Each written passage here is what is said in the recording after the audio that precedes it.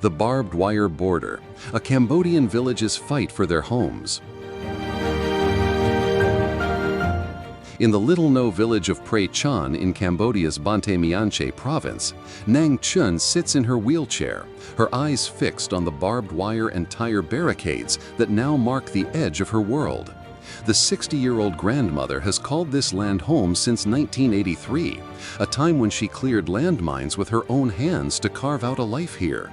Now, Thai soldiers have forced her and 5 other families from their homes, erecting barriers that slice 200 to 300 meters into Cambodian territory. The air is heavy with uncertainty, and Nang's voice trembles with both sorrow and defiance. "I have lived here since 1983. I am missing home and fear that my land will be taken," she says, her hands gripping the arms of her wheelchair. "They came and chased us away from our homes, the land I had cleared landmines from since the earliest days of our simple lives in this quiet village," she continued. The border between Cambodia and Thailand, long a flashpoint of tension, has erupted again.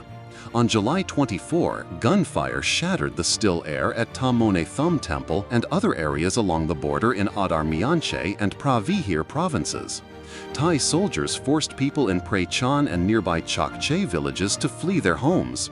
Since then, they have crept in and out of the village 3 times, until finally 6 homes were blocked off with permanent barriers by Thai soldiers.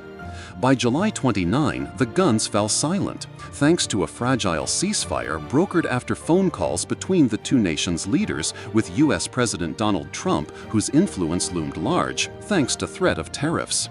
But the quiet was deceptive. The Thais continued to lay barbed wire in many locations, and now the villagers' lives hang in limbo.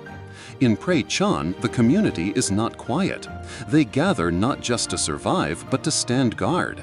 Nang Pov, a wiry villager in her 50s, speaks for many when she says, "We dare not go anywhere, fearing further encroachment by the Thais."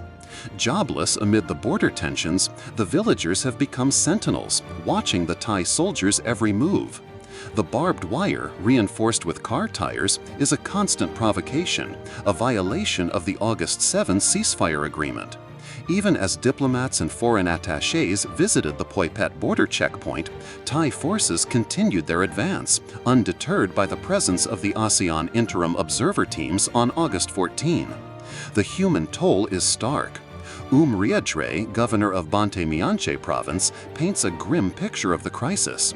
12 families, 59 people, including 4 with disabilities, 6 children, 2 pregnant women, and several elderly, have been displaced from Prey Chan and Chok Che. Thai soldiers destroyed Cambodian border police posts and pushed the police and people out. Cambodian forces did not respond with violence, out of respect for the ceasefire, Riatre told reporters on August 15. "Our armed forces are here, and they are not afraid, but we have to think about safety of our people, and we respect the ceasefire," he added.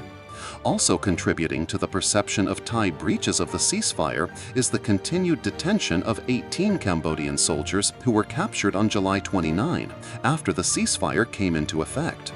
The Cambodian military has accused Thailand of abducting their soldiers.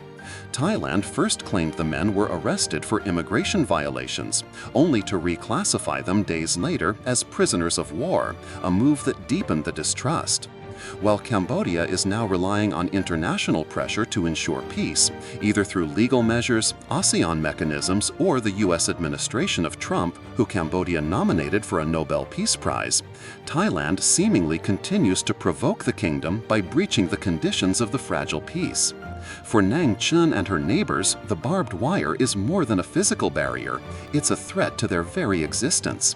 The land they tilled, the homes they built, the lives they forged after decades of war are at risk.